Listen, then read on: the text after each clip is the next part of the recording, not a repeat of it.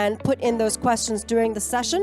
All right. Now, ladies and gentlemen, to chair panel 14, cybersecurity is the key enabler in accelerating Malaysia's digital economy. Please, ladies and gentlemen, welcome our moderator for this session, Victor Loh, Head of Cloud and Cybersecurity at MDEC. Victor is an experienced professional with more than 2 decades of information security and risk consulting experience, with a specialization in cyber threat intelligence frameworks across the South Asian region. At MDEC, Victor's key roles include driving cybersecurity as a catalyst for the digital economy and to promote collaboration and innovation within the cybersecurity ecosystem. Over to you, Victor.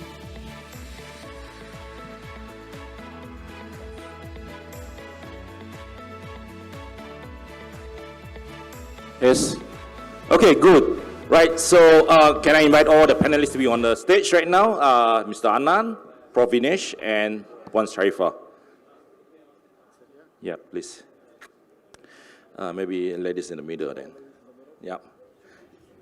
All right, so without further ado, I think is that this is one of the, most rigid and interesting topic before lunch.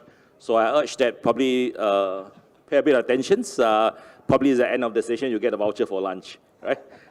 If not, then it's okay. I think is that the whole purpose of this session, I would like to make sure that everyone enjoy the session very much, because this topic is very, very rigid, but nevertheless is that it's very important for the digital economy, right?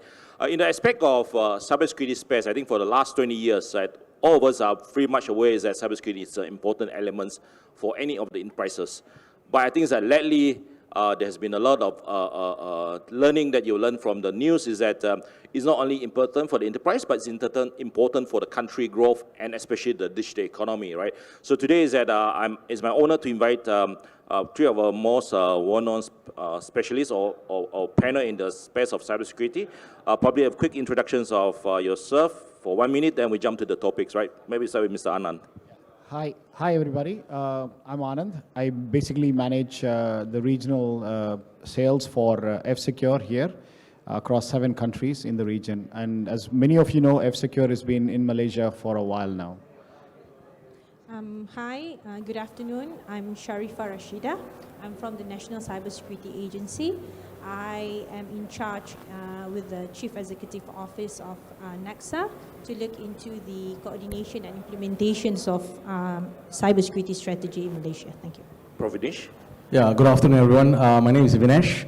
I'm currently the Chief Innovation and Enterprise Officer at Asia Pacific University. You would definitely know Asia Pacific University because you see them on all main roads and highways with a big billboard, yeah? We're a tech-based university. Yep. Happy to be on the board this afternoon. Yeah, thanks, Prof. Vinesh and Shariffah and Mr. Anand. Welcome. Right, so to jump into the topics, I think is that, as I mentioned earlier, is that 20 years ago, the conversations of cybersecurity is very much enterprise conversations, right? Today, in any of the country dialogues between country to country or within the ministry and within the governmental conversations, that cybersecurity is a very, very key topic, right? So maybe is that we'll ask the first questions to the government's agencies that coordinate all this conversation together. Probably NACSA is the agencies that are looking after all this coordination of cybersecurity matters. Prof. Shariffah, you'll be able to share with the audience today is that, well, how do we understand cybersecurity from a national perspective, maybe? Thank you, Victor. Let me start by just indicating that, as what Victor has mentioned, cybersecurity used to be an IT support issues. So, but now it's already elevated into a key fundamental of national security issues.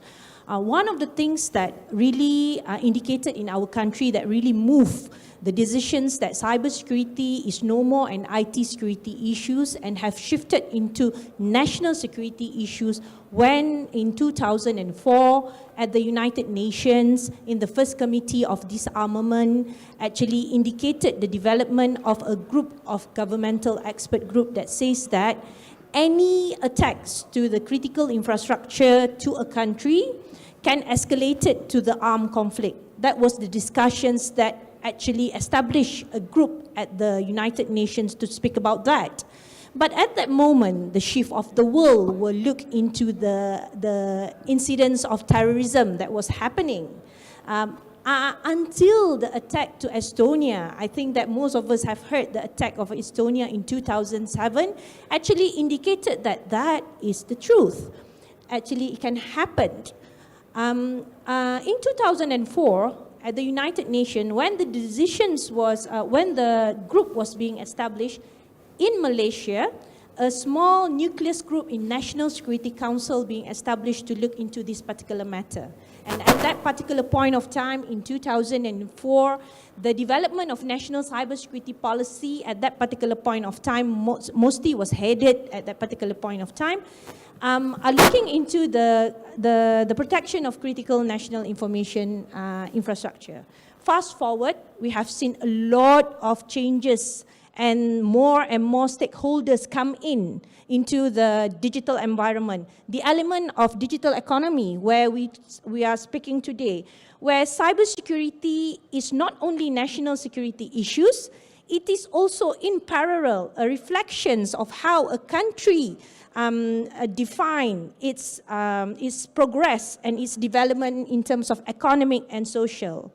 Hence, at national level, in NACSA, in National Security Council, the government actually established an entity at the government level with a national security alignment, so that any incidences that can escalate at national security incidences can be looked into both ways, which is where the economic value is being retained, as well as the issue of national security and sovereignty being looked at.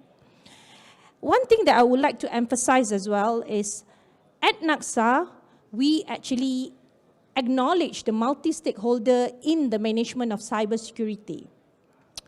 Secondly, national security also look into cybersecurity as a technical issue, the underlying layer of how you solve a cybersecurity issue. But it is not just stopped there.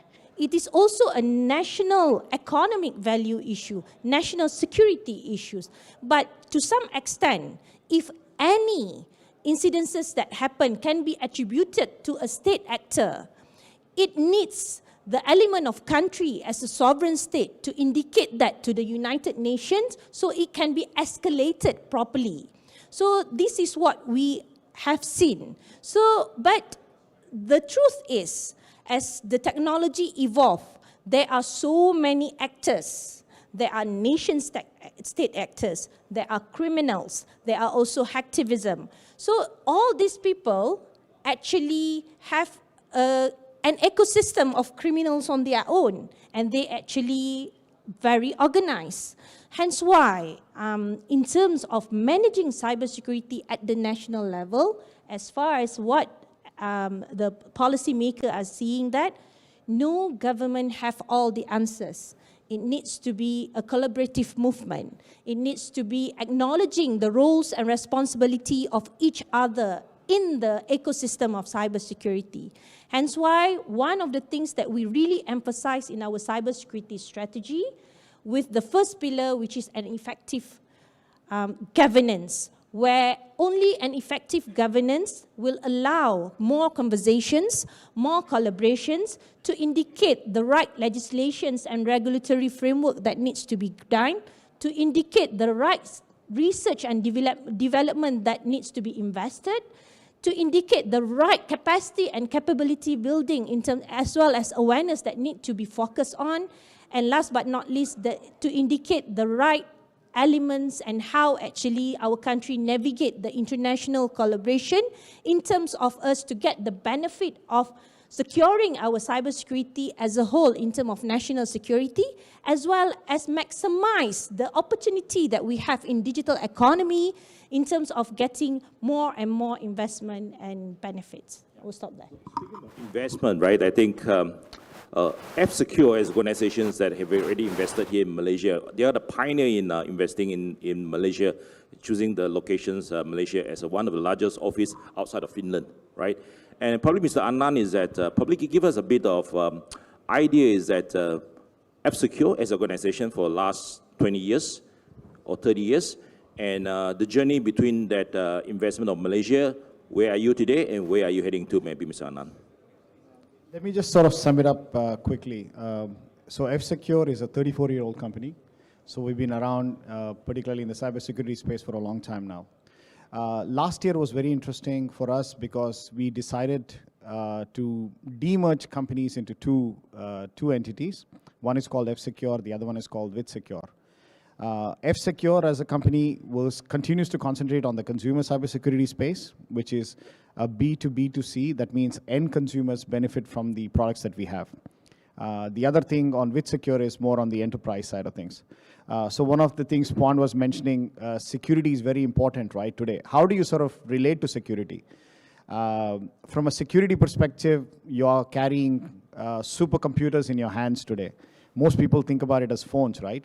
Cyber criminals don't need to come to your home to steal money. All they need is a password on your phone or access to your phone or to your digital bank account. Your banks are now in your phones. Everything that you do is digital. With COVID, we moved from an office environment to a home environment. In an office environment, you have protection. That means you have the experts in there, you have the cybersecurity guys, you have the IT guys to ensure that maximum security is available. What happens at home? Do you carry the same kind of security at home? Now, when you moved work home, your security was not there at all, right? Except for the device that was handed over to your company. Your children don't have any kind of security, your parents don't have any kind of security, or any family member. On an average, we see about 12 to 14 devices in a household, and none of them really have any kind of security at all. And cyber security, from a layman perspective, is changing.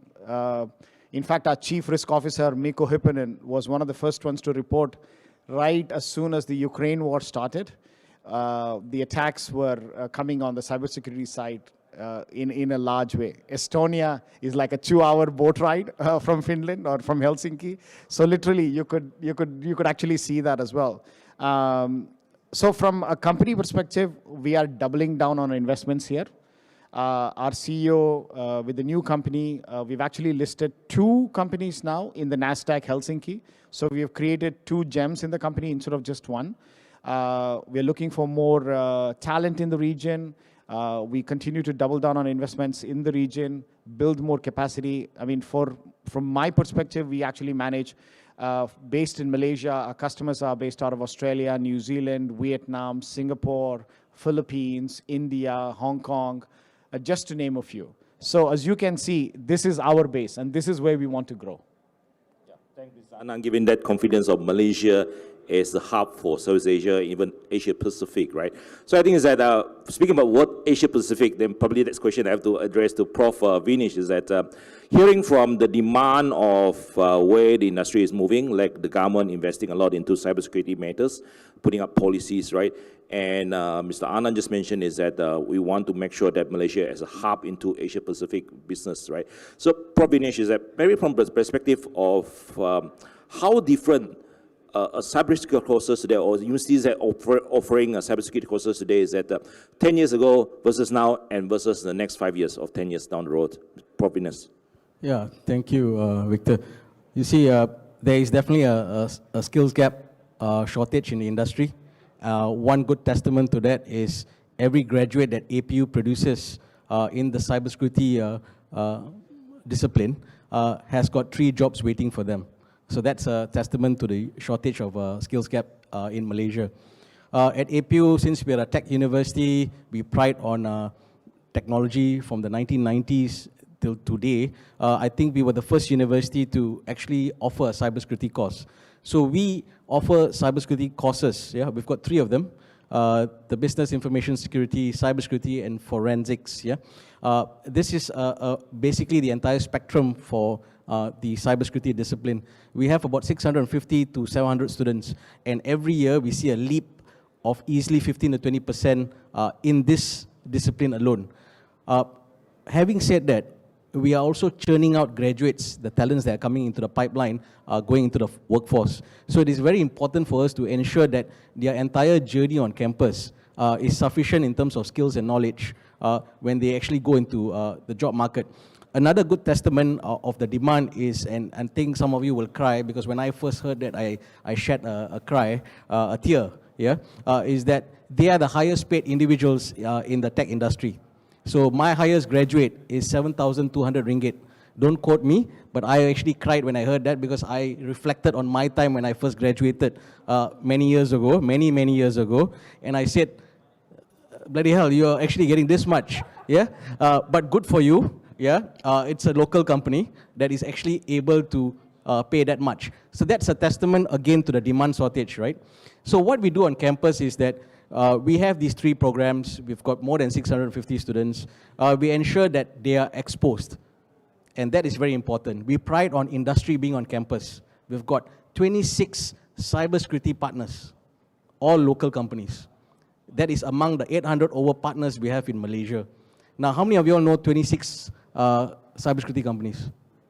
Victor, do you know 26 companies? Obviously you know because you are part of the bridging exercise. Yeah. So we partner with 26 companies, and some of them sit on our industry advisory panel. They advise us on curriculum content because that trendy and currency of the content is very important. We expose our students to the infrastructure that we have. We have, I would say, the #1 infrastructure for cybersecurity in Southeast Asia.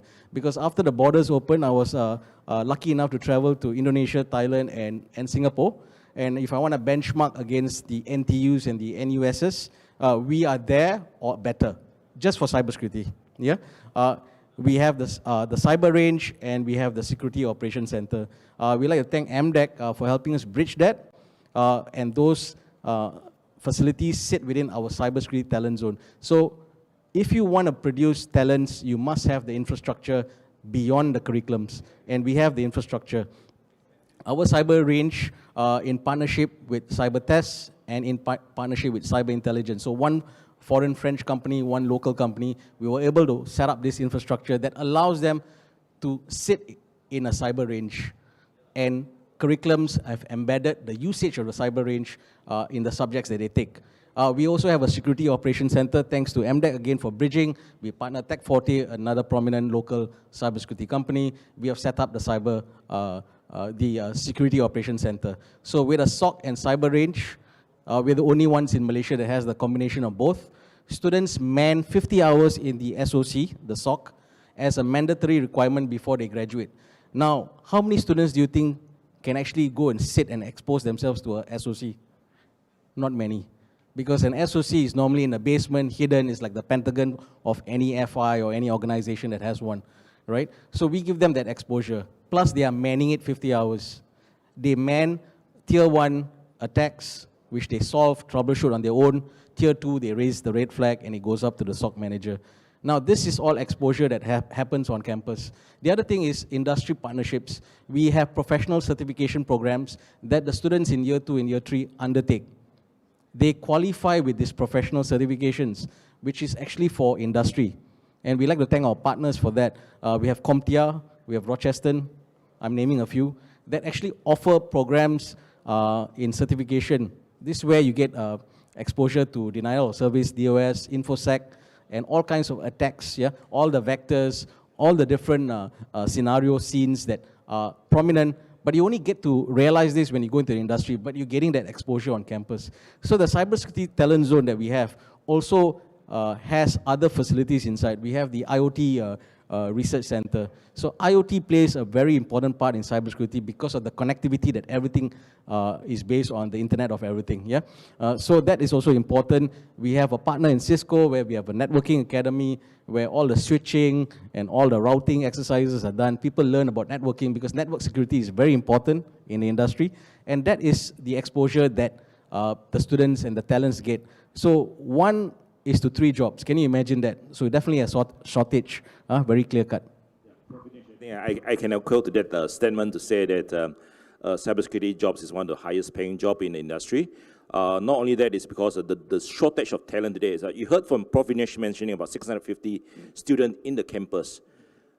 There's a statistics that we ran before is that by 2024, we need 18,000 cybersecurity professionals in the country, just for Malaysia, supporting Malaysia businesses, and all the investment that coming into Malaysia, like from F-Secure and with Secure, right? So with that expect probably is that, I would like to throw these next questions to Puan Shariffah, right? as a government leading agencies that looking at this coordination of all these policy together is that how we want to make sure the success of connecting the business requirement that we hear from F-Secure, the talent requirement from Prof. Vinesh, and also is that the demand of the rest of the industry, because cybersecurity, as what we just learned today, is that this is just the beginning, right? With the cloud, with the 5G, with the new emerging tech that come into the picture, is that how the country can manage this requirement moving forward from the government's perspective. Okay, Victor. One thing that I would like to pick up from what Anand mentioned as well as Prof mentioned is, Anand, you said about changing. So, yes, I totally agreed about that. Cybersecurity is about change. You need to accept change for cybersecurity, which one is changing of the mindset, second, changing of the culture. These two things can only happen if you have the right people. And Prof mentioned about the gaps that we are facing in terms of skills. We always talk about the solutions in cybersecurity where we talk about people, process, and technology. I will always say that the most fundamental things in terms of solving cybersecurity issues is people. People equals to skill. People will allow the right leadership to lead in terms of shaping how actually we want to articulate cybersecurity at national level. Cybersecurity is not about just putting security controls. Cybersecurity is also opportunities. At national level, one of the things, key things that government is in progress, as well as doing the best in terms of managing cybersecurity at national level, is bringing the most effective governance with the right collaborations. One thing that the government have done is by introducing the new directive, Directive number 26, National Cybersecurity Management, which replaced the Directive number 24 that only confined to the protection of critical national information infrastructure. The new directive of number 26 indicate how actually government looks cybersecurity as a whole. There is a one committee that looks cybersecurity at strategic level, recognizing that cybersecurity is a national security issues, but it is as well as an economic issues that needs to be addressed to, where there are three committees under there. First, that look into cybercrime per se. Secondly, it looks into the protection of critical information infrastructure as well as national cyber crisis incidences. Thirdly, look into the most important things, which is cybersecurity awareness. So, in order for us to do that, it will be in line with the cybersecurity strategy that we have indicated. I know that the strategy actually being launched in 2020, but due to the to COVID-19, there are a lot of things that the government needs to catch up. And one of the things that government is doing, apart from introducing the Directive number 26, is to look on the study to introduce a specific Cybersecurity Act, where we are in the pipeline of doing that. The first report is being reviewed. It is planned to be tabled to the Cabinet next year. This Cybersecurity Act is to see whether, one, our country need a specific act to address cybersecurity, just like some of the countries, or we need to look into the holistic legislation that we have in Malaysia to allow a country to protect our cybersecurity ecosystem as a whole without impeding national security, but also accelerate the economic value that cybersecurity brings in. So these are the two things that we really focus on. And lastly, the things that I think has been repeatedly announced about the awareness and educations. This is also one of the focus that government are looking at. Thank you. Thanks, Shariffah. I think is that that is actually a first-hand information you're hearing. Government is reviewing the cyber law, and then the idea behind it is because I think there's a lot of connecting laws between all the different ministry and agencies, right? So I think a review of a cyber law could be a very, very progressive matter forward, right? So if we can take one questions, maybe MC? All right, let's just check whether we have any questions on Slido. So if we can take one question, if no, then probably we ask the final questions. No questions. So far, we have none. Okay, good. Probably it's lunchtime, right? But I think that if we could sum up just one line information that that you want the audience to carry back, maybe is start with you, Mr. Anand. I know we're holding you back between lunch and this discussion here, but it's a very important one, right? But the good thing about this session is the industry, the policymaker, as well as the education, all of that is together. And, you know, MDEC is doing a lot of these things to bring them together as well. To sum it up, what I would say is cybersecurity is an important change that all of us need to take care, even within our own self as well. Most times we think that the cybersecurity breach happens within us and we are kind of safe. But what we tend to forget is there's a lot of cybersecurity breaches that happen with large databases as well. So get yourself informed of these things. Check your own data that's there. Identity protection wise, protect yourself. There are some free tools also on our side that you can actually come and check as well. But be informed, stay curious, continue to ask questions, and of course, reach out to any one of us here for any other questions that you may have. Shariffah? I would say that cybersecurity is not a technological problem. And don't look cybersecurity as a problem. It is a big opportunity for individual, for enterprises, as well as for a country. So while we have technology will provide tools, but at the most important part is government.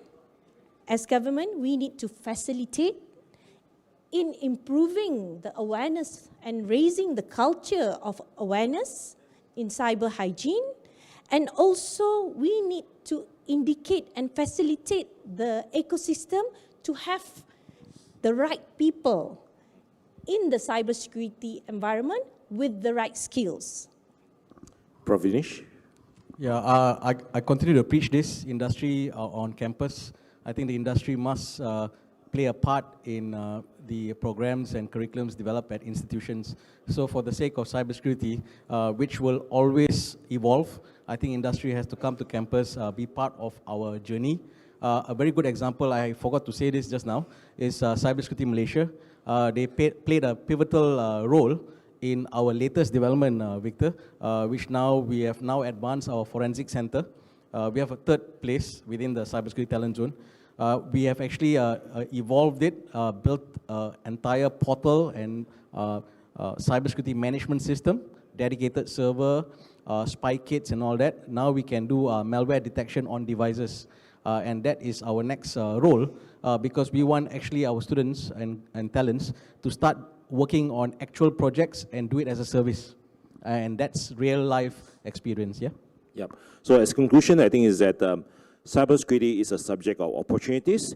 Cybersecurity is a subject of where government need to coordinate all the efforts and energy together between the providers and the the ecosystem of talent, and make sure that these two works in a synonym manner, right? So I think with that, I would like to thank the panel for this afternoon, and it's lunchtime. Thank you. Ladies and gentlemen, a big round of applause for Victor and our panelists, Shariffah, Rashidah, Anand, Renukanand, and Professor Dr. Vinesh. Thank you so much for all of your input into this very important topic of cybersecurity. Now, ladies and gentlemen, before you head to lunch, please do send us some feedback on the session. We'd love to know what you thought about this topic and also what was discussed by our panelists. Before you leave, allow me to quickly summarize the session very quickly before we close the breakout room for the day. Malaysia takes cybersecurity seriously with the establishment of the National Cybersecurity Agency and the formulation of the National Cybersecurity Strategy to table a Cybersecurity Act next year. Now, only with industry input and effective governance can the right legislations be formulated to strengthen those laws. The shift to working from home has highlighted how data protection across fluid workspaces remains a vulnerable area to consider, and new ways of working will highlight how cybersecurity needs to evolve. Now, also highlighted was that there is a shortage for cybersecurity talents, with high demand of up to 20% for such skills, with the highest pay in the industry on offer. To produce such talents, the infrastructure to train them needs to be in place, which Malaysia has offered through MDEC. And most importantly, ladies and gentlemen, cybersecurity begins with you and me, protecting our own data. So it starts with us. So, ladies and gentlemen, with that, we've come to the end of our panel sessions in this room today, thereby bringing track 2 to a close. In today's session, we touched on how digital talent is in ready supply in Malaysia, but that our challenge will be on ensuring their skill sets match the industry requirements and that we can retain or attract back our digital talents from Malaysia. Number 2, how Malaysia is poised to be a game changer in the global data center industry with key advantages in its strategic location, natural resources, land, infrastructure, renewable energy, and a great digital talent pool. However, challenges that need to be addressed include power supply capacity, energy costs, and data protection. And finally, in our last session, how Malaysia takes cybersecurity seriously with the establishment of NACSA and the National Cybersecurity Strategy, but legislation needs to be put in place urgently, and more talent needs to be developed to manage the shortage. We hope you've enjoyed the discussions that the insights shared will give you plenty to consider and work on together as Malaysia Digital Week comes to a close this evening. Please join us now for our networking lunch outside this room at the foyer, ladies and gentlemen, before the main hall reopens for the remaining panel sessions today and our closing ceremony later. On behalf of MDEC, I'd like to thank you all for joining me in Breakout Room 2. And please do accept our sincere apologies for my voice and for any shortcomings on my end over the last 2 days. May you continue to enjoy the rest of the sessions and find them productive. Until next time, I'm Shani Iman Lee signing off. Selamat sejahtera and have a great day.